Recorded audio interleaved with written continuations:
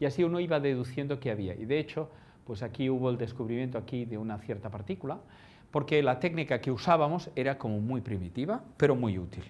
Guardamos todavía esta técnica en uso. Aquí tenéis lo que se va a inaugurar ya en breve, que se llama el sincrotrón ALBA. Y la idea no difiere mucho. Se intenta hacer un acelerador donde electrones dan vueltas a muy alta velocidad y cuando van girando emiten, al girar, fotones. Con el principio de antes, electrón emite fotón, electrón. Esos fotones, curiosamente, se pueden graduar un poquito en su energía, pero se hace que vayan en estas líneas, ¿vale? Y ahí se ponen los materiales que se quieren estudiar. Esta es la manera en que hoy en día estudiamos ciertas moléculas o ciertos materiales. Es decir, que cuando queremos investigar la estructura íntima de ciertos nuevos compuestos, utilizamos estas máquinas que no difieren mucho, solo que ahora el proyectil que enviamos es un fotón, ¿vale?, contra esa molécula. Hay una estrategia un poquito más astuta, no mucho más, que es, caramba, si yo le pego la bofetada al reloj contra la pared, pues igual sale un trocitos de pared, ¿no?, y me hago un lío. Es mucho más astuto reloj contra reloj, ¿no? Si yo tiro reloj contra reloj, todo lo que salga son trozos de reloj. Ahí no me puedo equivocar. Parece una tontería, pero es muy astuto esto, ¿no? Bueno, pues a eso es algo que le llamamos un colisionador.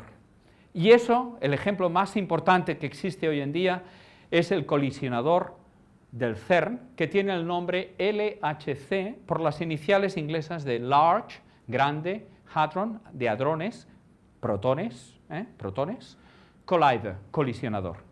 Es el colisionador de protones. El reloj, un reloj es un protón, otro reloj es un protón, y los hacemos chocar a la mayor posible energía para generar energía ya y todas las partículas que existan ahí.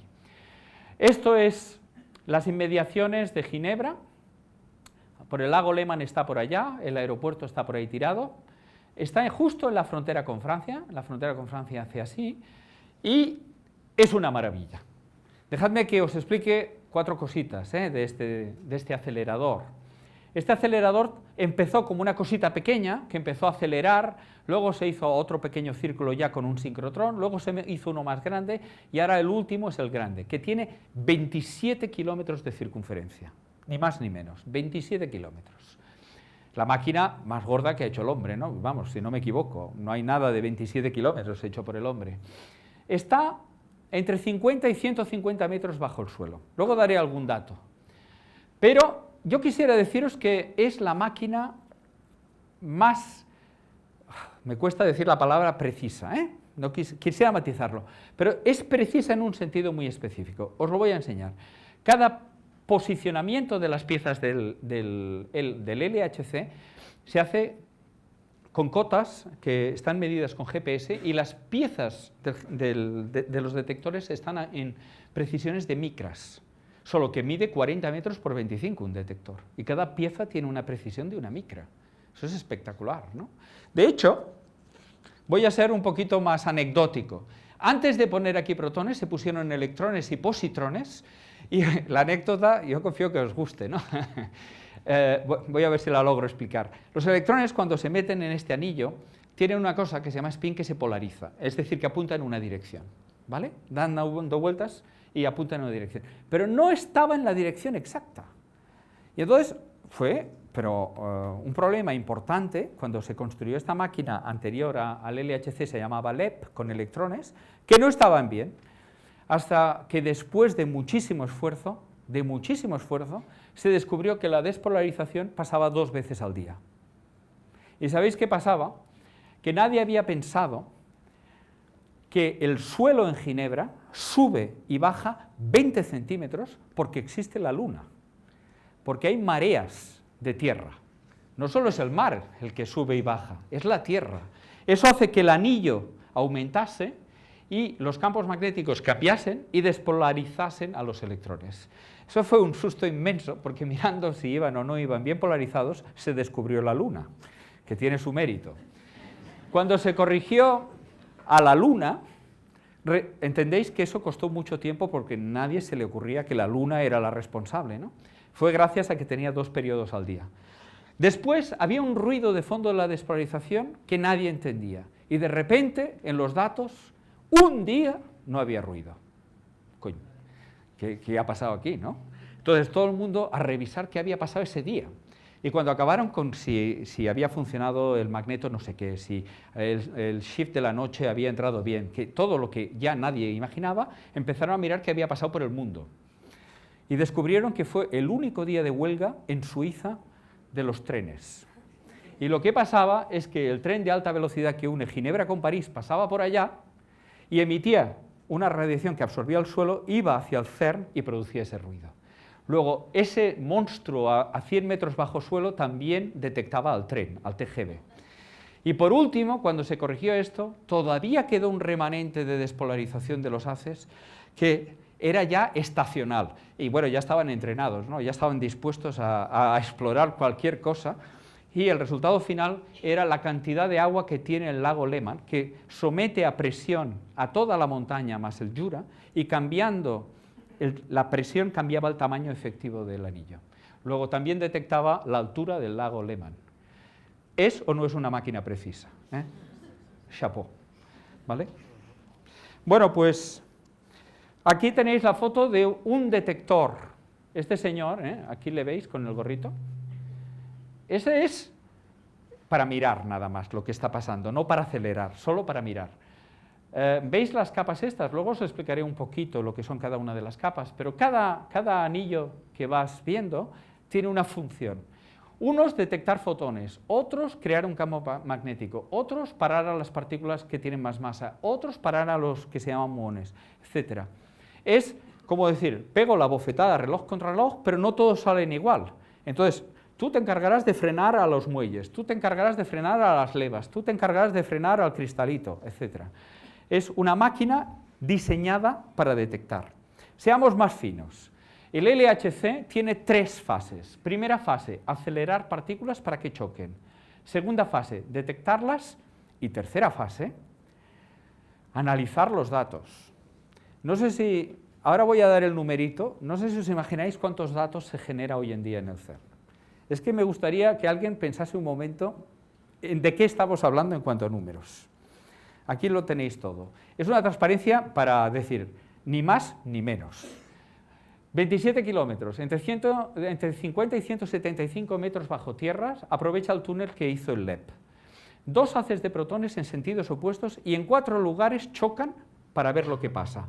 2 detectores es para mirar todo, Atlas y CMS, uno para mirar unas partículas específicas que se llaman B, otras para mirar un nuevo estado de la materia que se llama quark-gluon plasma. Magnetos trabajan a menos 271 grados Celsius, pero no 1 ni 2, 1232 magnetos de 15 metros de largo cada uno, 392 magnetos cuadrupolares de 6 metros de largo.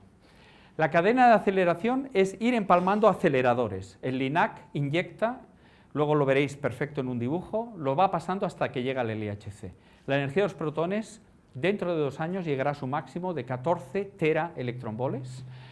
Tardan 90 microsegundos en dar una vuelta a los 27 kilómetros y la velocidad que alcanzan cuando colisionan es 0,9999999991 veces la velocidad de la luz.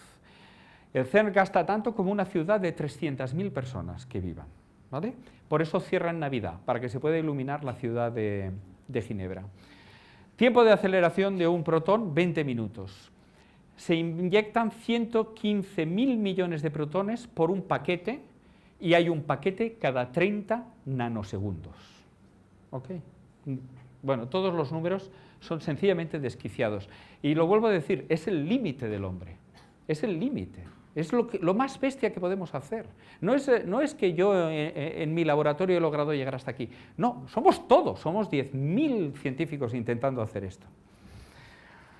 Bueno, un detector, ¿cómo es? Lo que os decía, mira, ahí se ha producido una colisión. ¿Veis este dibujito? Es como el gran detector cortado por la mitad, ¿vale?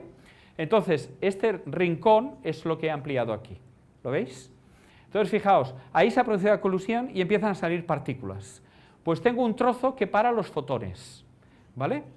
Otro que para los hadrones, un campo magnético para girar estas curvas y luego detectores de muones. Y así voy mirando las curvaturas y dónde los paro, deduzco qué partícula es y qué energía tiene. y como veo todo lo que sale, reconstruyo lo que salió en su origen. Es un proceso de deducción, ¿no? De inferencia. Deduzco lo que produjo todo lo que veo. Bueno, y si os parece... Dime. Bien. Una pregunta, ¿no? Para entender mejor lo siguiente. Cuando se habla de energía de los protones, ¿qué se refiere a la velocidad de los protones? Yo creía que era eso, pero como he visto que la velocidad era constante, a lo mejor es una cosa. No, es la máxima que podemos darles. Sí, pero cuando se habla de 7 electronvoltios, ¿se refiere a la velocidad del protón? Hay una relación directa entre la velocidad y la energía cinética del protón, idéntica. Cuando decimos 14 TeV, quiere decir que en el centro de masas, que se llama, que es en el punto central, llegan 7 más 7. 7 TeV para uno, 7 para otro. Y esa energía de 7 TeV es proporcional a la velocidad. ¿De acuerdo? ¿Había otra pregunta al lado? ¿No? Vale. Gracias por preguntar. Bueno, ¿estáis preparados para ver una simulación chula? Chula, ¿eh? Preparados, ¿eh? Hemos de estar atentos. Yo os voy a guiar con el trasto este. Vale, vamos allá, ¿eh? Empieza el protón, se inyecta en el primer anillo, en el booster. Entra y pasa al proton síncrotron. Es el primero. Llegan a 25 GeV. Los paso al SPS, al super proton síncrotron. Los acelero hasta 450 GeV. Ya tiene 7 kilómetros la circunferencia. Los inyecto en el LHC. Ahí están los 4 lugares de interacciones. Me meto en el túnel. Este es el túnel de verdad del CERN. ¿De acuerdo? Empezamos a acelerarnos, nos metemos dentro del tubo. Es el vacío que el hombre ha logrado máximo en la Tierra. No llega Esto es una representación del protón con sus quarks, y ahora llegamos ya a la zona de colisión. Ahí está el detector donde espera la colisión de un protón de este paquete contra otro que vendrá del otro. Llegan los dos, se produce un microvértice, colisionan ahí con una precisión de una micra, producen del orden de 300 partículas y todo el detector registra esto. Esto está pasando en 30 nanosegundos. Y ahora, si el evento es importante, lo guardamos en nuestros ordenadores y lo procesaremos. Esto es una maravilla tecnológica, ¿eh? Es una absoluta maravilla, ¿de acuerdo? Dime. ¿Por qué unos es importante y otros no? Vale, ¿por qué? Porque la mayoría de los procesos producen muchas partículas que ya conocemos. Entonces, ¿qué hacemos con ellas? Nos saturarían los discos duros de información. La pregunta era, ¿por qué ciertos procesos son importantes y ciertos no? Porque la mayoría de procesos producen cosas que ya conocemos. ¿De acuerdo? Entonces, ¿qué intentamos guardar? Aquellos procesos donde sabemos que se ha producido algo nuevo o candidato a nuevo. ¿De acuerdo? ¿Qué es lo que hace que se produzca? Típicamente, por ejemplo, la mayoría de los procesos, cuando chocan, se van hacia adelante. O sea, saturan esta parte y esta parte. Los procesos interesantes es cuando toda la energía se ha frenado, ha creado algo en el centro y luego se desintegra de cualquier manera. Entonces, en los ángulos grandes aparecen los productos de la desintegración. Cuando esto se puebla mucho, es que lo que has creado se creó en reposo. Luego, esto es lo que se llama, a grandes ángulos es donde hay física interesante. Por ejemplo, lo que se hace es establecer cortes. Yo digo, si el ángulo no es mayor que tal, no me interesa. Si la energía no es mayor que tal, no me interesa. Si hay demasiados haces, no me interesa. De tal manera que selecciono donde voy a encontrar la física nueva. La conocida ya la utilizo. Guardamos una parte de la física conocida para calibrar al propio aparato. ¿De acuerdo? Aquí no hay una empresa que la llames y te diga si está bien calibrado. Usamos la misma física que ya conocemos para calibrar el aparato. ¿Vale? Bueno, ¿y qué hacemos con esos datos? Otra maravilla, el grid. El grid es la palabra inglesa que utilizamos para decir la corriente eléctrica, esto en inglés se llama the grid, la red, porque no se pueden analizar todos estos datos. ¿Cuántos datos genera el LHC por segundo? Cada 30 nanosegundos hay una colisión. Bueno, exactamente lo que genera el LHC es un petabyte por segundo, es decir, 10 a la 15 bytes en un segundo. Eso quiere decir, ese número no lo entiende nadie, ¿no? Entonces voy a dar una analogía.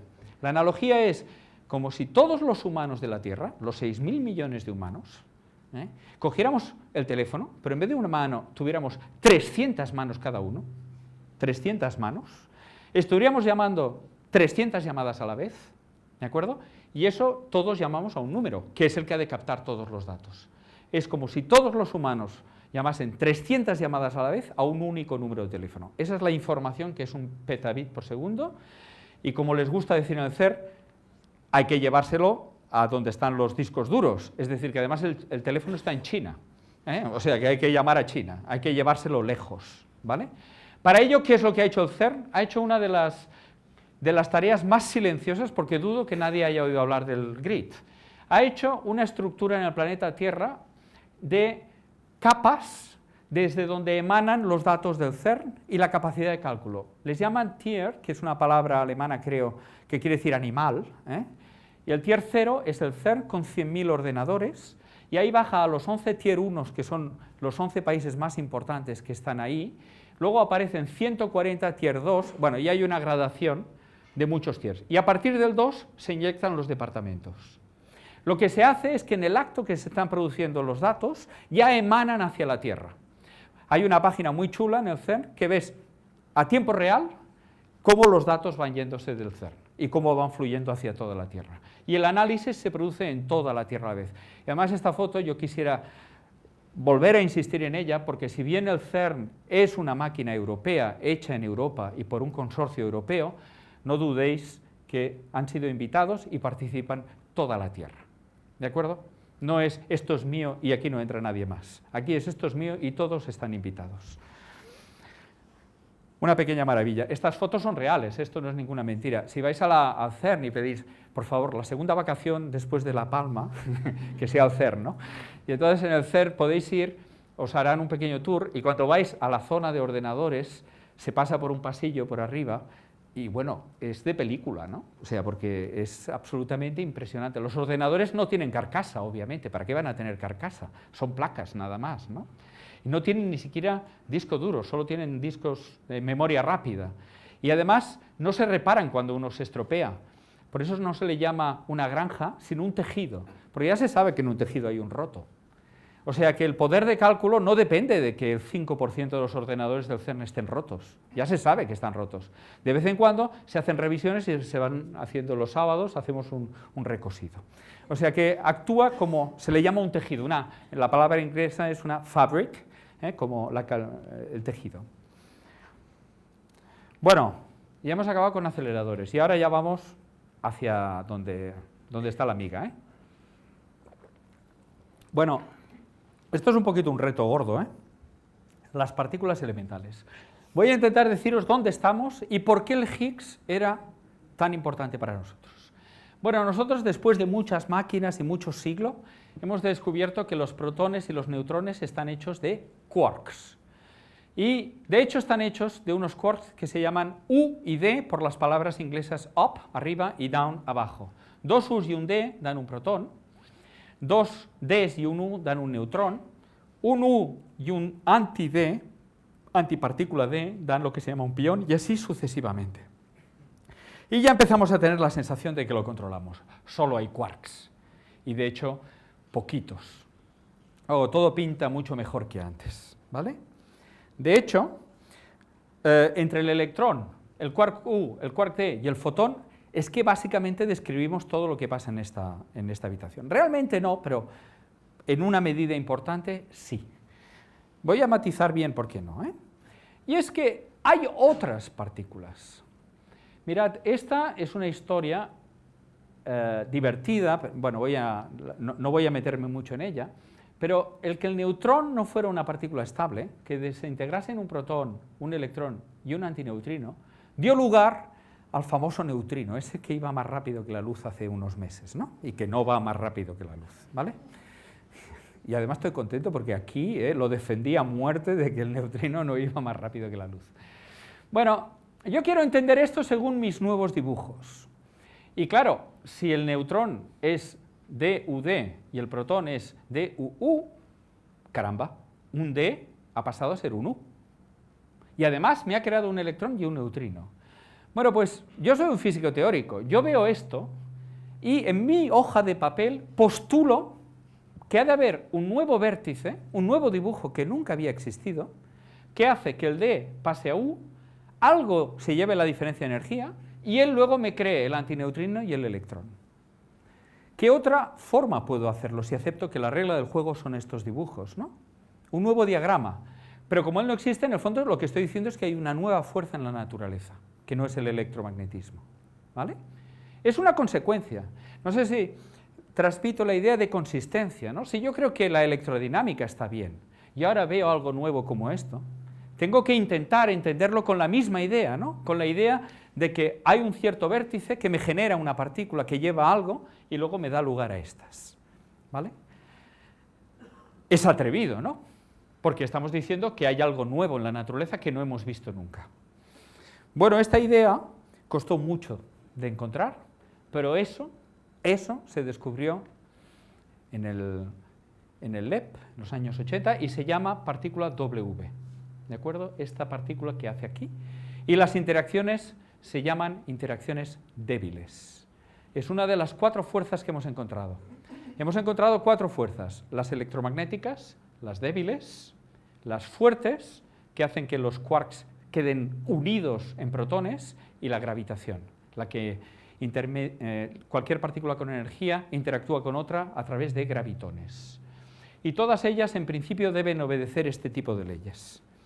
Bueno, ahora vuelvo a repetirlo. Ahora sí que el electrón, el neutrino, el quark up y el quark down y sus interacciones parecen componer toda nuestra vida, ¿vale?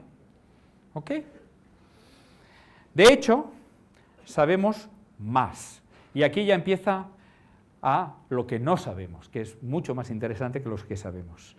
Yo estudiaba, hace muchos años, y me explicaron esto: el electrón, el neutrino, el quark U y el quark D, y en aquella época decían, pero hemos descubierto otros quarks, el C y el S. Cuando yo estudié se conocían el C y el S y el muón, que se parecía mucho al electrón, y el neutrino muónico.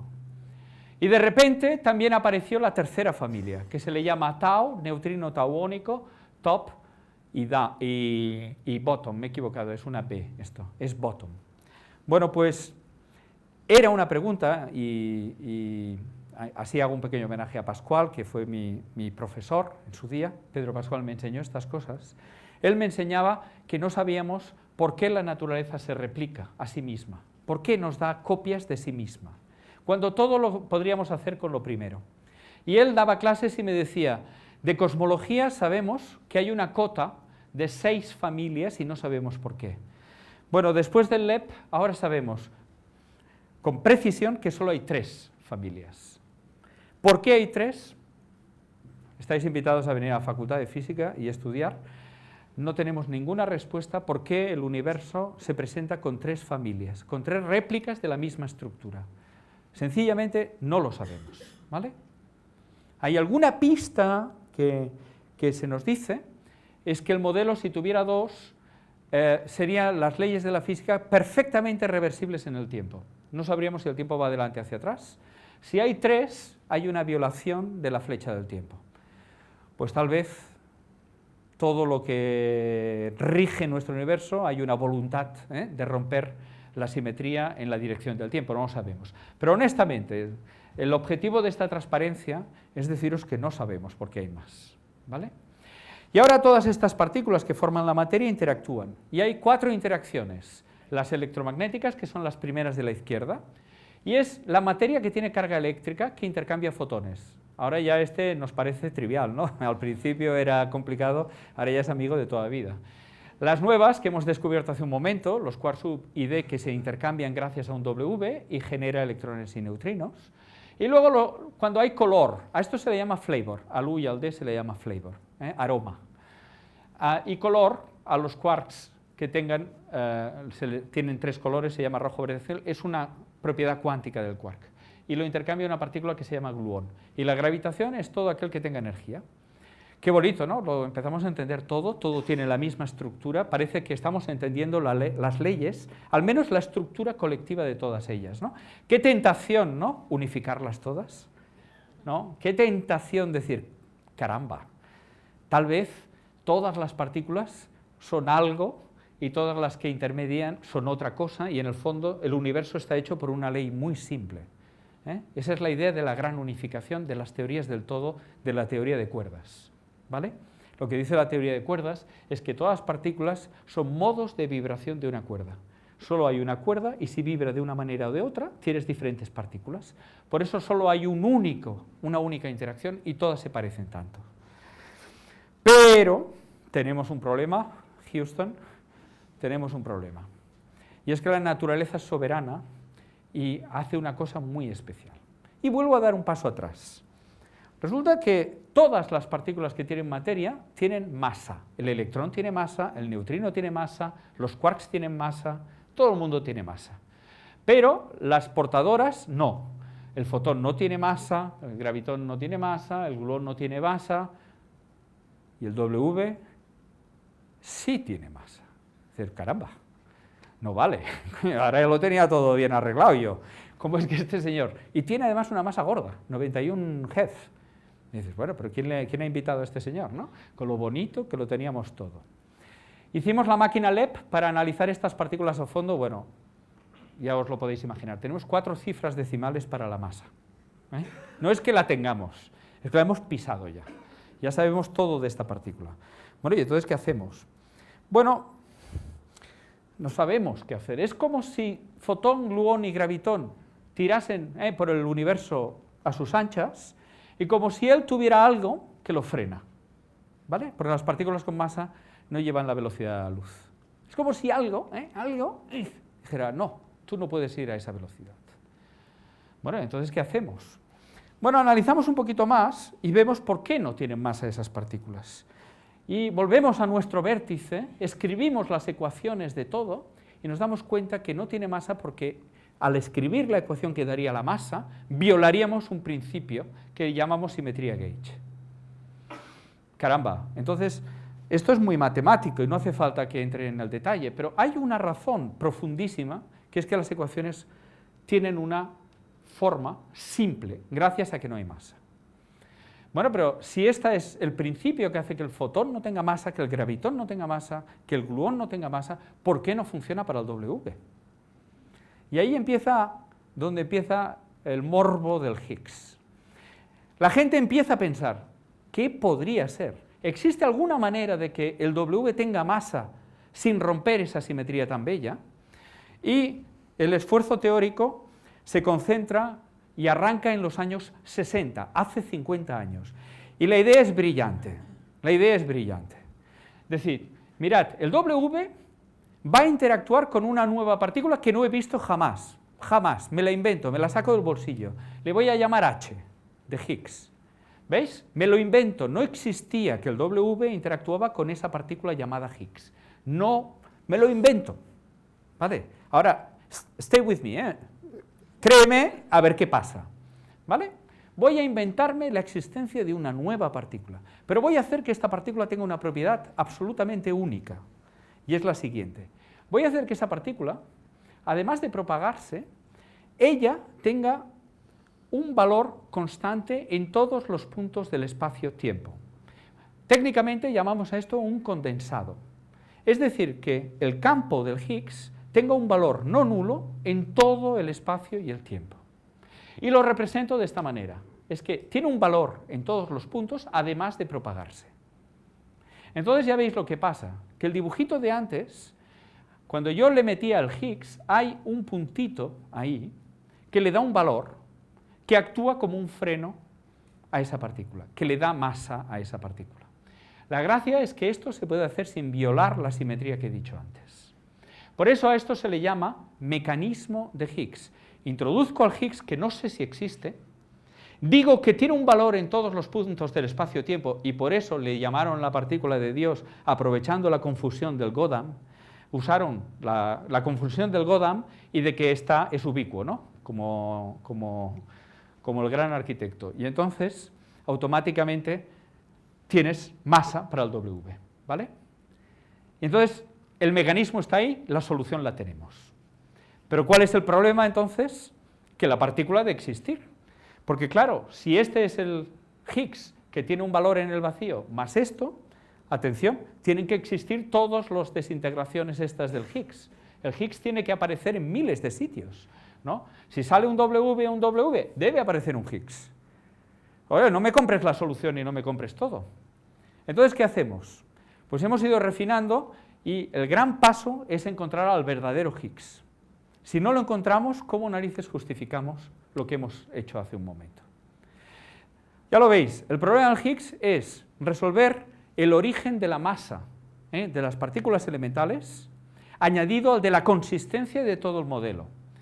Entonces el reto es muy grande. O está el Higgs o no tenemos la solución a todo esto. El modelo se hunde. No sabemos dar masas a las partículas, nos falta un gran ingrediente.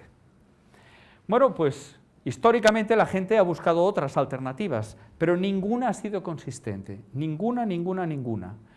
La historia arranca en los años 60, donde en el campo de la materia condensada, Anderson ya propuso el mecanismo en los sistemas de materia condensada. Después, ya en el